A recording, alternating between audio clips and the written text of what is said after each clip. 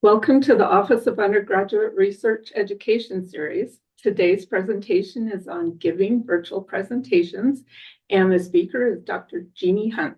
This is a virtual event. It's being recorded, so we ask everyone to mute themselves and turn off your camera in order to the best experience. And if you have questions, please use the chat feature or unmute yourself when invited by the speaker. And this is the event evaluation. We would love everyone to complete that after the presentation, but we wanted to remind the Europe and Wilk scholars you must complete this evaluation in order to get credit for attending. And the mission of the Office of Undergraduate Research is to facilitate and promote undergraduate student faculty collaborative research and creative works in all disciplines throughout the U campus. And we would like to acknowledge that this land, which is named for the Ute tribe, is the traditional and ancestral homeland of the Shoshone, Paiute, Koshu, and Ute tribes. The Ute recognizes and respects the enduring relationship that exists between many indigenous peoples and their traditional homelands. We respect the sovereign relationship between tribes, states, and the federal government, and we affirm the Ute's commitment to a partnership with Native nations and urban Indian communities through research, education, and community outreach activities. And now I'd like to introduce today's speaker. It's Dr. Jeannie Hunt. She's the director of the John R. Park Debate Society and associate professor of communication. Great. Haircut this week.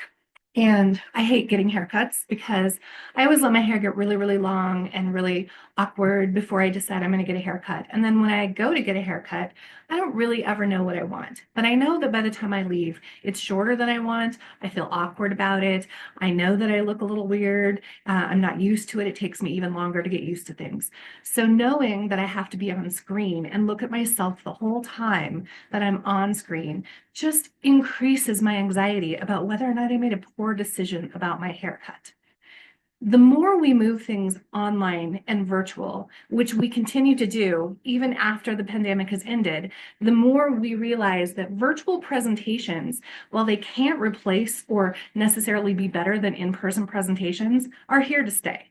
We know we're going to use them more. They're cost efficient. They're easy to do. You can do them from anywhere. You don't have to pay people to fly in or pay for yourself to fly in. So they're not going to discontinue.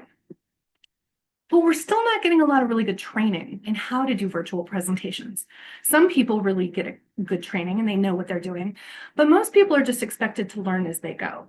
So with the help of the Office of Undergraduate Research, we're hopeful that we can provide some quality training tips to help you all engage in better virtual learning and better virtual meetings so that you don't feel awkward. With that said, I'm going to share some slides. I understand PowerPoint slides are really boring, but in this virtual world, you have to have some sort of visual. So we're going to start with those slides. If you have questions, you can put them in the chat.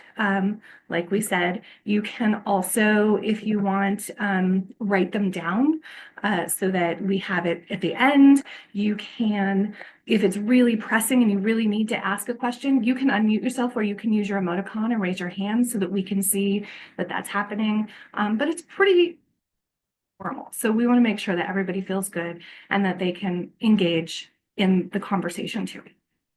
So if we're doing virtual presentations, there are a couple of things that are going to make it a little bit easier for everybody and some steps that you want to understand. But virtual presentations can't replace in-person presentations, mostly because it's impossible for us to have the same one-on-one. It's inherently awkward for the speaker, right? You get to see yourself on the monitor all the time. People don't like the way they look when they're on screen. Some people might, most people don't.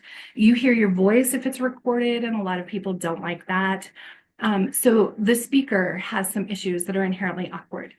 It also creates a lack of body awareness and body language with the audience, right? I can't see any of you right now.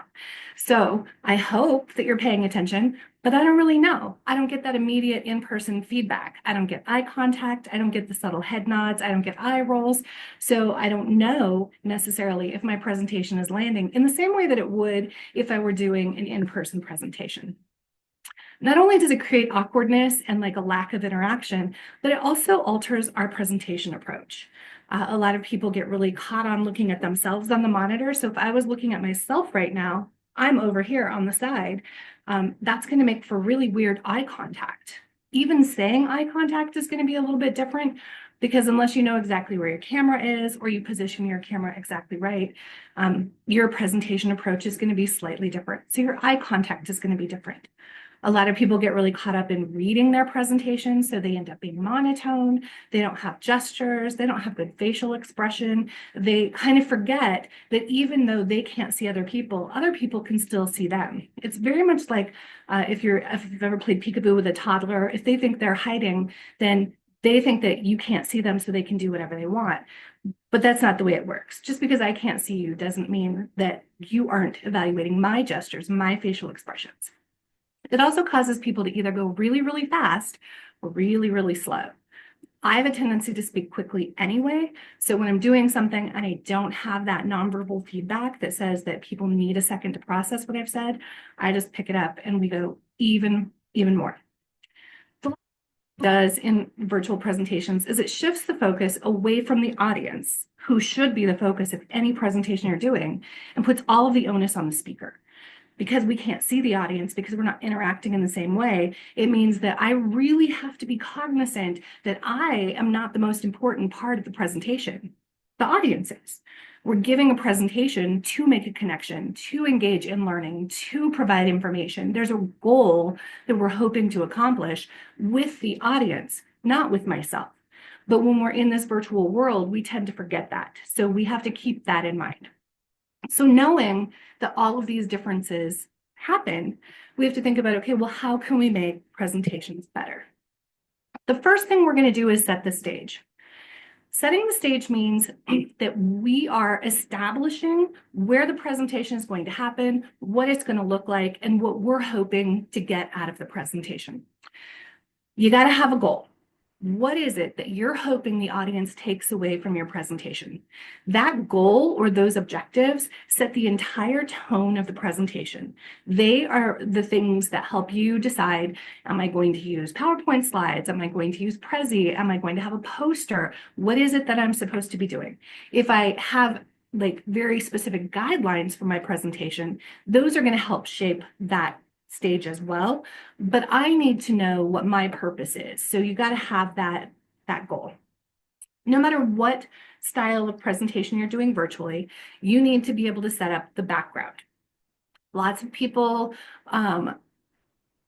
just set a camera up anywhere. It's very popular because of social media to do things in a car, not particularly professional. So knowing what your goal is and who your audience is going to help you set up that background. Your background should either be very neutral and plain, which does not mean that you hang a sheet from your dorm room and sit in front of that, because that is really obvious and people understand that you're not being super professional. It could also mean blurring your screen. If I unblur my screen, you're going to see a calendar, you're going to see some photos, you're going to see things on my wall. And while none of those things are unprofessional, what it does do is draw your eye to see what's in those photos or what's on that calendar. It gives you something to pay attention to as audience members that isn't the message that I'm trying to relay to you. So we want to make sure that the background is professional, that it doesn't provide a lot of distractions. Even when you see people on news who have their set up in front of their bookshelf, people in the audience are constantly trying to read the titles of the books, which takes away from what the speaker is saying. So you want that background to be really professional. You also want to make sure that what you're wearing aligns with your background and works with your presentation. Whether you're doing a TED style talk where you're standing and people can see all of you and you've got screens or posters with you, or you're doing this kind of virtual meetings speaking, what you wear is going to say something about you. If you roll out of your bed and you put on a blanket poncho and you roll into a virtual class, you're really setting a tone for how people are going to perceive you. So just like in in-person conversations or in-person presentations, there's a level of professionality that should match the setting. Obviously, if I'm doing a presentation about construction work, I'm probably not going to show up in a three-piece suit. But if I'm doing something professional, I need to look the part. I need to match the setting with my presentation and with the background. I don't want what I'm wearing to clash with whatever the stage is that I'm speaking on.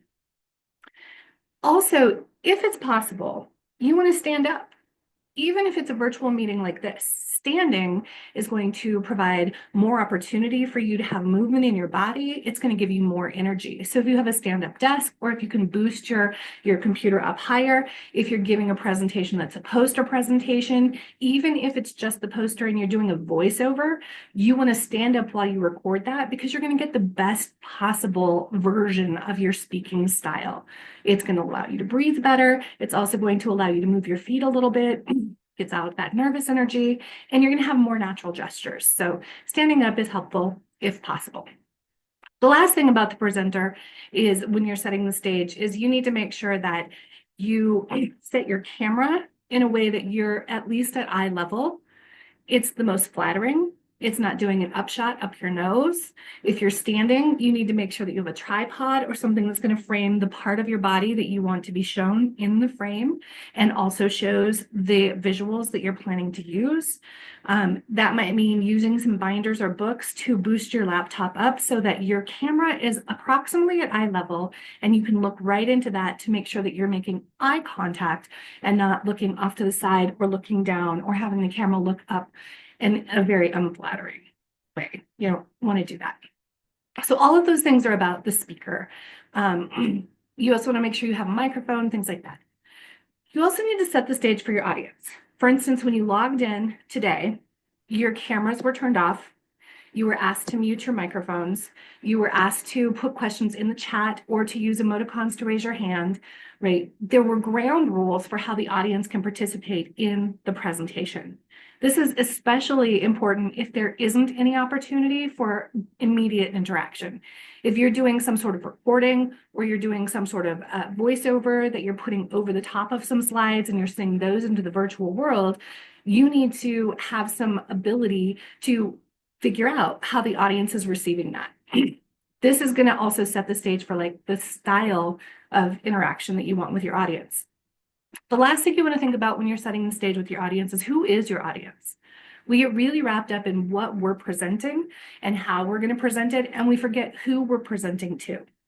If it's virtual, there's a good chance, like this meeting, that it gets recorded and lots of people can watch it later. But that doesn't mean everybody's going to watch it. I'm not presenting to the entirety of the internet, even though anybody could watch it once it's been recorded. I'm presenting to a very specific group of people who were told that they had to come or who chose to come. That difference is a voluntary audience or a captive audience.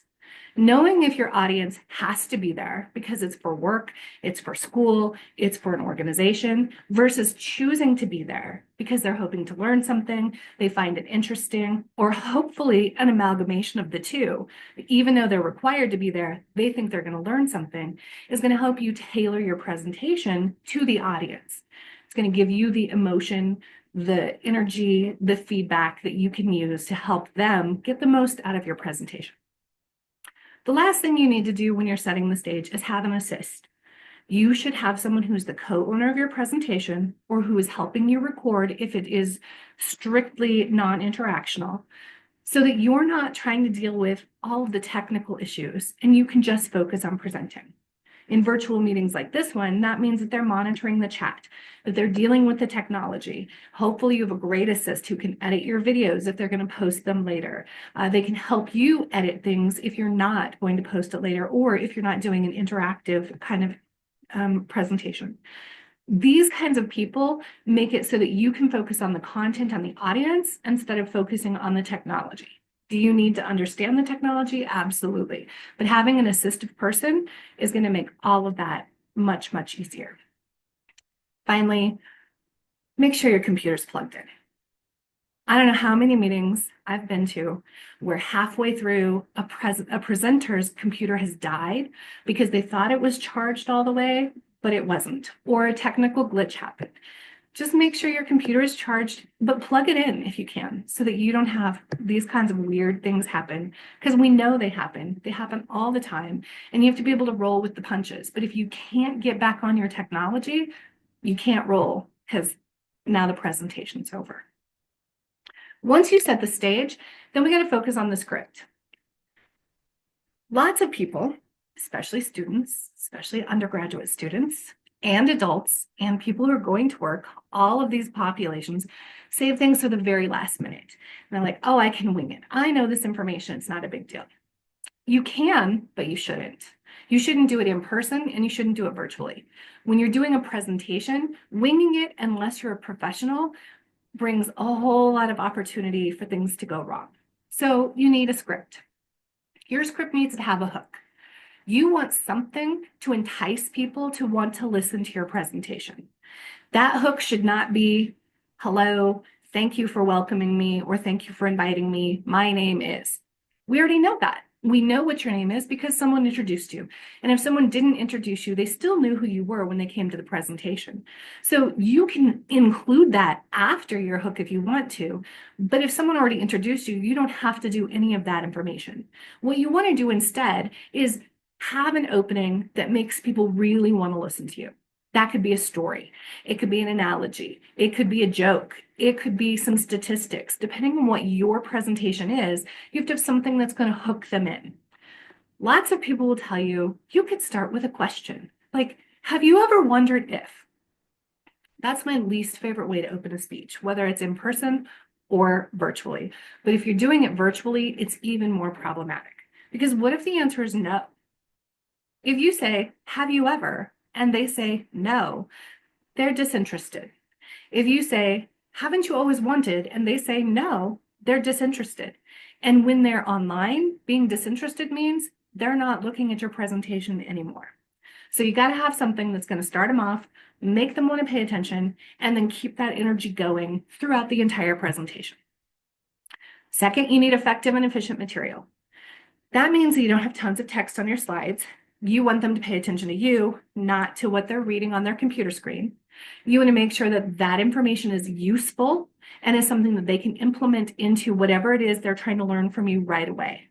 This is really important if it's some sort of business presentation or business meeting, because lots of times people don't feel like they have enough time for those. They feel like their time is being wasted. So you need to make sure that you are making your presentation audience-centered so that they know what they're getting out of it, and they use the time that you're presenting to think about, how can I do this in my own presentation for this kind of meeting, or how can I do that in my work, or whatever it is you're presenting about. So efficient means brevity, but it also means you're giving them something in a very effective way that they can use. You want to include some sort of action items. Action items are things that they can use immediately.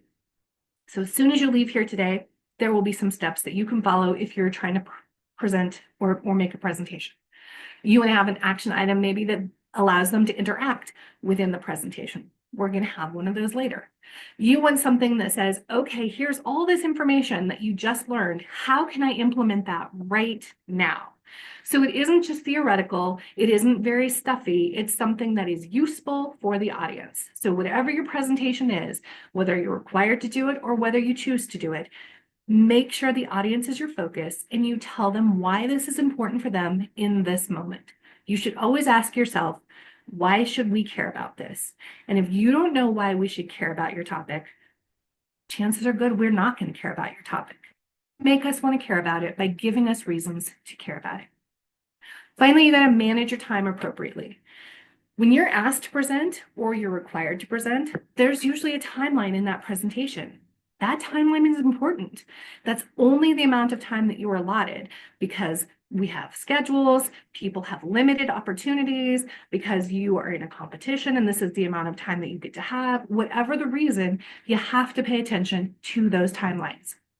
If you're using software like PowerPoint, once you put it in share mode, in screen mode, there's a clock at the top that tells you how many minutes you've been speaking or how many minutes you've had this window open.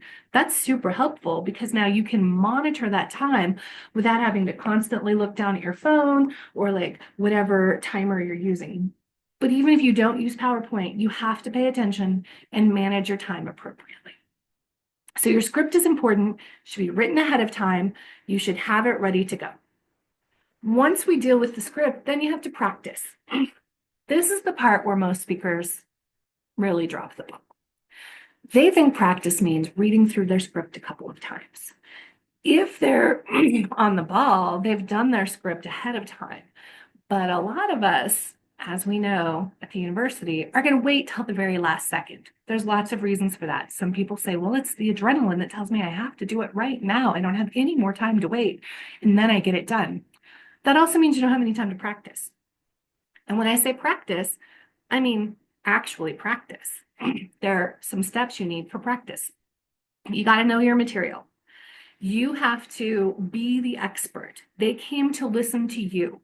So you have to know everything about the material, even the things you're not going to put in your presentation, because someone's going to ask a question, unless it's a TED Talk or it's a poster thing that's completely virtual. But even then, if your name and your contact information is in that presentation, there is always the chance that someone is going to ask you a question. So you got to know your material inside and out, and you have to prepare it in advance, because then you're not going to have time to tweak it in the moment. You got to know what your visuals are. There are lots of opportunities for visuals. If you're doing a TED style talk, you can still use slides, you can use videos, you probably have screens or something that you can deal with. If you're doing a poster presentation, you still have to like measure and center and figure out how to best use that poster to use the minimal amount of text, because you want people to pay attention to you, not read your poster, with the most efficient way to draw in their eye. If you're using slides in this kind of presentation, you can use PowerPoint, you can use Prezi, you can use Canva. There are so many different options, and all of them have AI focuses. So for all of those online presentation formats, you can upload the stuff that you want to use, and they'll create a presentation for you. With any AI, you have to go in and fix it, obviously. But even with PowerPoint, if you're using PowerPoint and you click the design button, on the far right-hand side of the screen, you'll see a button that says Designer. It will recommend ways to make your slides become more appealing, more efficient, and you don't even have to go to the work of drawing shapes or anything like that. It also helps make sure that those things are very consistent for formatting, for colors, so it doesn't look like someone just cut stuff up like a serial killer, taping random fonts and things like that into your PowerPoint presentation. So use the tools available. You want to use multiple formats in your practice. You want to practice, can I stand up? Can I bounce back and forth between the visual and speaking to people? Do I want to pause after practice, open it up for questions, and like see everybody's faces? Like figure out how you want to present in multiple formats. And you got to do it out loud. You have to say your whole presentation out loud more than once. You have to time it. You want to make sure that you are fitting the parameters of the presentation that you're being asked to do, and that you are doing it in the most effective way to try to have the most interaction with your audience, even if it's only pre-recorded and asynchronous, that you possibly can. That means that you have to be the focus. You have to make sure that you are engaging in eye contact. You have to make sure that you are using facial expression, that you are using gestures, that you have vocal variety. You don't want every single slide to sound exactly the same. You want to be able to emphasize the really important things with volume changes and with rate changes. And the only way you know where those changes happen is if you practice out loud before the day of the presentation. So, like any other thing that you would do, whether it's sports or some competition or some really, really important thing, like people practice their weddings, for goodness sake. So why wouldn't you practice a presentation where you know that everyone is going to focus on what you're doing and what you're saying? Once you practice, then we get to present. Again, you got to have that strong opening. We want something that connects with people. A strong opening doesn't have to be like, wow, it just has to be like, not boring. So we got to have a good opening. The more wow, the better. You need to make sure you have goals and objectives, and that those goals and objectives are being shared with your audience. That can be shared overtly. Today, we're going to learn about virtual presentations. We're going to give you some skills that will help you prep, present, and follow up on those presentations. Or they can be covert. As we're going through each slide, I'm talking about the goals of each of these sections without specifically saying, these are the goals of this particular slide. But you have to have those goals and objectives ready to go. And you, as the speaker, need to understand what the strategy for making sure you meet those goals is going to be during your presentation. You got to work on reducing the awkwardness, and you reduce the awkwardness through your presentation skills. If you need the audience interaction, then you're going to have the questions. You're going to have people putting their little emoticons up so you can see that their hand is raised, so you can stop and answer their questions in the moment. You're going to have the presentation skills to make sure that you feel comfortable with what you're doing. If you're sharing your screen, hopefully your picture is going to become really small in the corner and you're not having to watch yourself the whole time because you're making eye contact with the camera, not with yourself or with other people who are on the screen. So you're using chat. The other thing you can do to reduce the awkwardness is interact as if the audience was there. One way to do that is through rhetorical questions. Do you know what rhetorical questions are? They're questions that you don't expect an answer to. You ask the question and the audience starts to think about those answers, but they don't necessarily engage in giving those answers to you. So it's different than the Socratic method that some of your professors potentially use in class where they ask a question and then there's awkward silence until someone answers it. That's Socratic, that's meant for in-person engagement. Rhetorical questions are questions that engage the active participation of an audience member without having that in-person interaction. So how do we do that? We ask some questions that we're going to answer for them. If you want it to be super effective, you can ask the question, so how do we do that? Pause for a second to give them the opportunity to think about what kind of rhetorical question might I ask in my presentation, and then you continue on. It seems like a really small thing, but this kind of potential for interaction, even if it isn't in-person face-to-face interaction, reduces the awkwardness and it puts all of the focus on the audience instead of putting all of the focus on you as the presenter. As we said before, you need to be light on the text on your slides. If your slides or your PowerPoints or your posters or whatever you're using for visuals are text heavy, people aren't listening to you anymore. They're reading your slides. Think about the way that you interact in class. Do you pay attention to your professor if there's information on the board, or are you writing or typing it? Likely, as soon as you see 5 boxes pop up with words in each box, you start writing those words down. What happens then is that you potentially miss explanation about each of those boxes. So the less information that they are trying to read or write down or comprehend, the more likely they are to listen to you talk about what that box means and why that box is important. So keep your text limited. Even in a poster presentation, you want them to be able to see your poster and have it be visually stunning, but you want them to be listening to what you're saying the entire time that they are focused on you. Because ultimately, we need to be audience-centered. What does that mean? Audience-centered means that I understand that what I am saying is important, but it's only important if you, as an audience member, thinks it's important. I can talk to myself all day. I do talk to myself all day. Doesn't matter if the audience isn't impressed, if they aren't invested, if they aren't interested in what it is that you have to share. Lucky for me, I'm always invested in what I have to share. So if I'm talking to myself, it's fine. But if I want to talk to other people, I need to stop and ask myself, why is this important for those people? So the entire time I'm presenting, my focus needs to be on the audience, not just on me, not on my message, but on why is my message, why is my delivery of this message important for the audience in this moment. If I'm doing my job presenting, then I don't have to worry about the behind the scenes. But the behind the scenes is really important.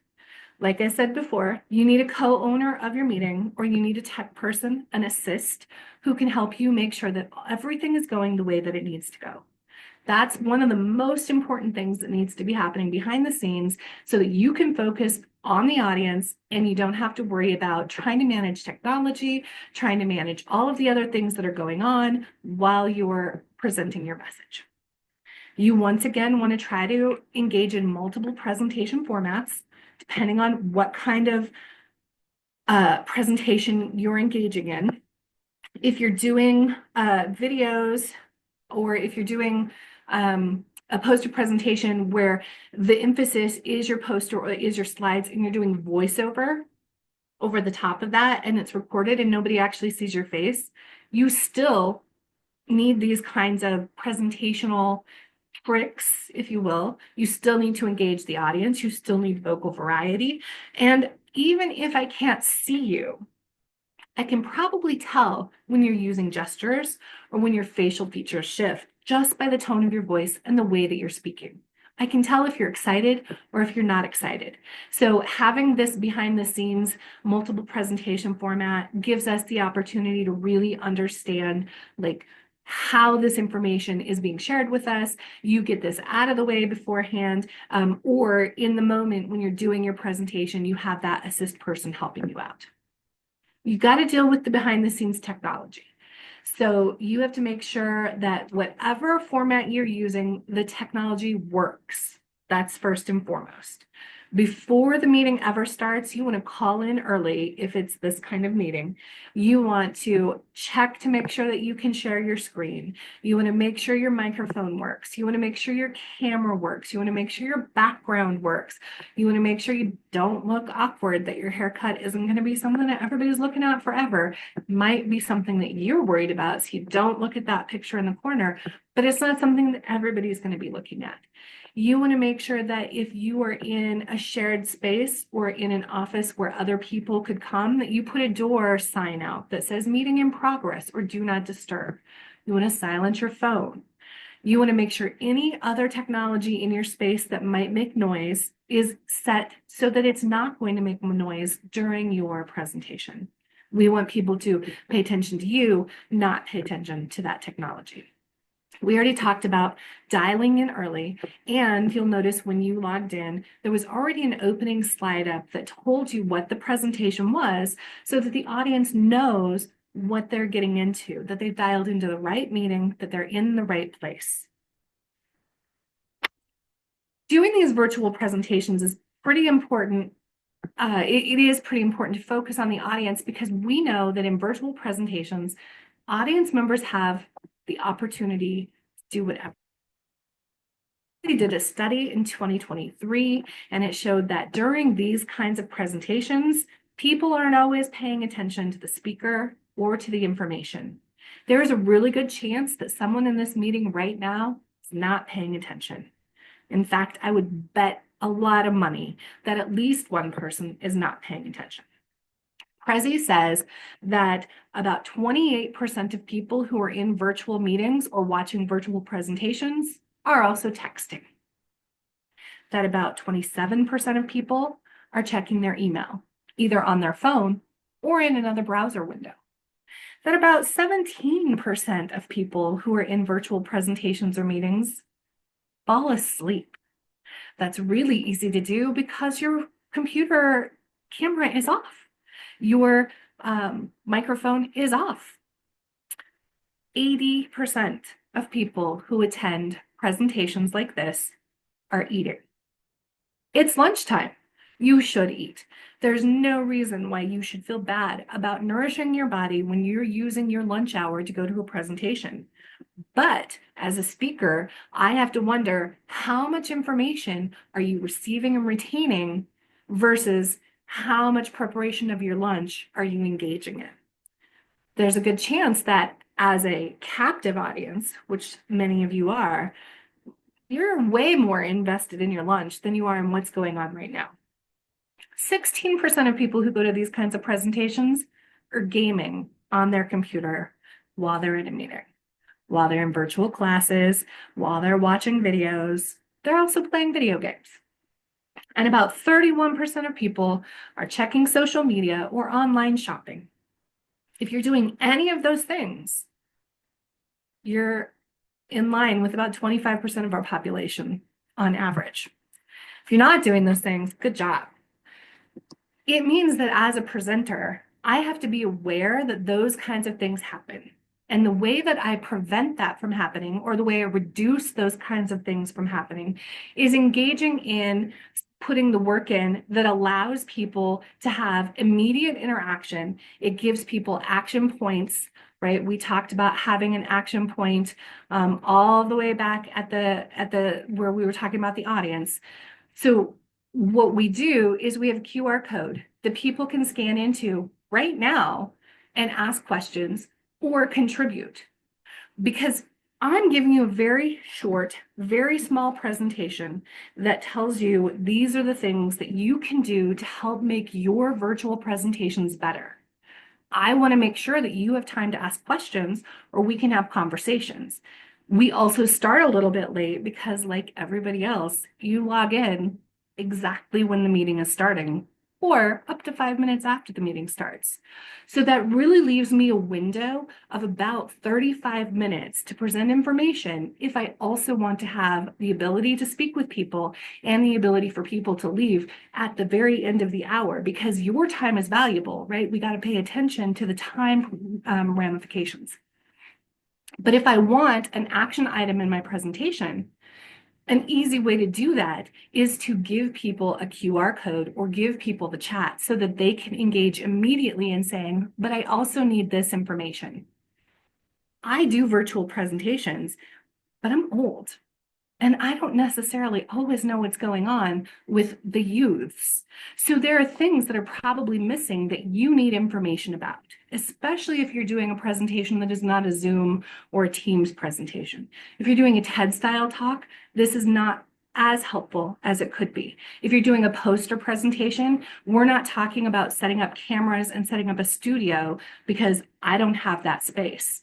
So what we do want to do is give people the opportunity to engage in what's missing from this presentation that would really enhance it and make the audience get more out of it.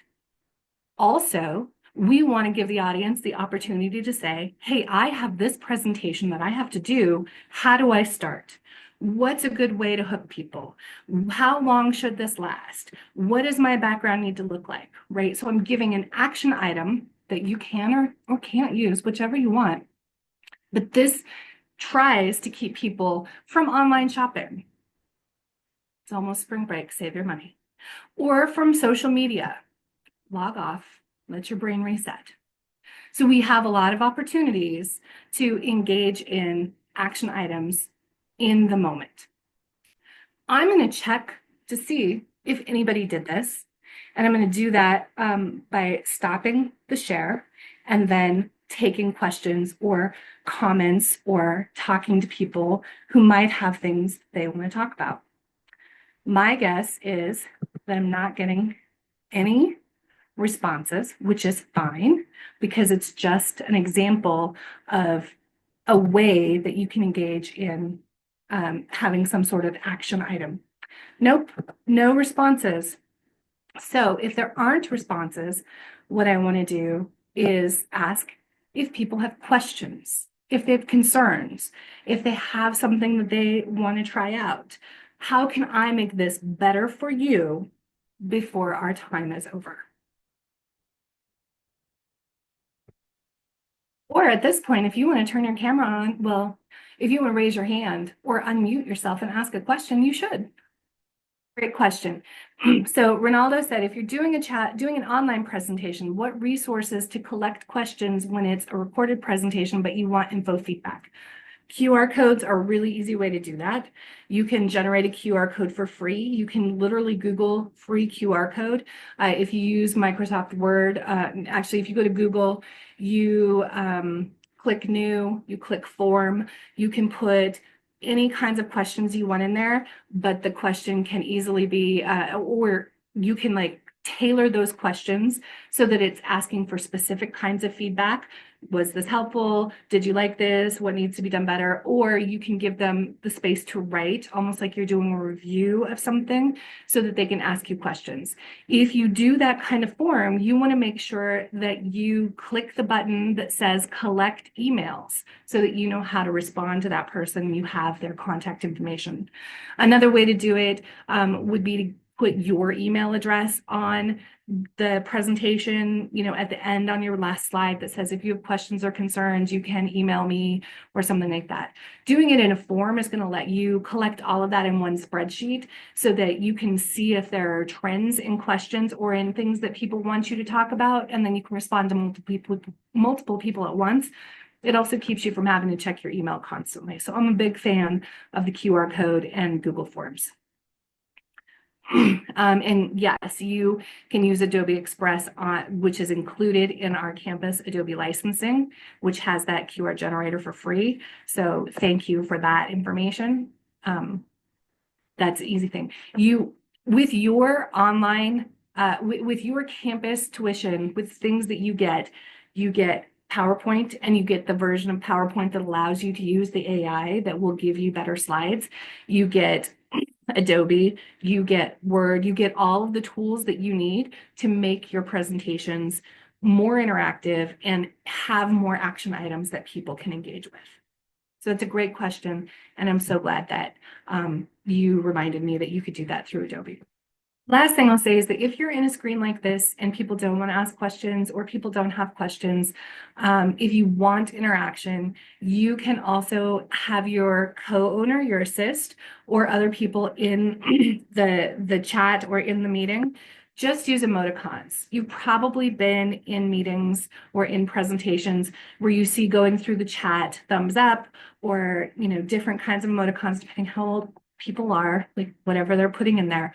But it gives you that immediate feedback, right? So I could say something like, okay, we're going to talk about this next. If this is something that's helpful, give me a thumbs up. Or if you have a question, if you disagree, give me a thumbs down, right? That gives you immediate feedback in that chat. And if you're in this version of the screen where I'm not screen sharing, but I can see the chat and I can see everything else that's happening, then I can have that immediate feedback and know that what I'm saying is good for them, or it's not good for them, or they really like it, or they really don't like it. And then I can monitor how I'm presenting, right? I can say, am I speaking too quickly? And people can quickly put in a thumbs up or a thumbs down. Older people will put a lot of hearts in there. Not sure what that's supposed to be for me, but sometimes I like it. It makes me feel really appreciated. So there are ways to increase the engagement, even if you're in a setting like this. Jeannie, I run into this a lot with all the Ed series. When you have technical difficulties, how do you keep yourself sane? Well, you practice, right? That's always the big one, is if you practice, then you should also practice for technical difficulties. But if you're going to give virtual presentations, something's going to go wrong. It just is. Because technology is always glitchy, something always happens. So you have a backup. You want to make sure you have your script. I have my slides, but I also have the outline of what's on my slides so that if I can't see the slides, if I can't share the slides, if something goes wrong, I have my outline. I can dump my outline into the chat. I can share a link to a document if I need to, right? If my visuals go down, I want to back up so that they can see the visuals. Similar to like if you're in a class and your professor doesn't have their HDMI cable and they have to write on the board. If they've already uploaded their slides, everybody can just open them. So having that kind of backup is really going to be helpful. If you lose your microphone, having access to link documents or to be able to type in the chat very quickly is also going to help you around that kind of thing. Sometimes having that co-owner is really important because if my computer messes up and I need to log out and re-log back in, the whole meeting doesn't go down because someone else is already in there as a co-owner. So thinking about these when you're setting the stage is going to help make sure that if something goes wrong, and it will, that you're ready for that. Any other questions? You're eating your lunch, tell us what you're having in that chat, because I know some of you are, and that's okay. But I'm eating lunch, so I'm looking for suggestions. I'm really, really happy that you all showed up today. I hope that this has been helpful. I hope that you got at least one thing that you could do out of this presentation that's going to make it easier for you, or at least less awkward for you if you have to give a presentation. And hopefully you can share that with other people so that while we know that virtual presentations are never going to replace in-person presentations, they're also never going to go anywhere. So as long as you have some tools and you think about how you're going to do presentations, you can get past the awkwardness of virtual presentations. I'm not unhappy with the way my hair turned out, but I'm not super happy about it either. Having to look at it for an hour causes me a little bit of grief.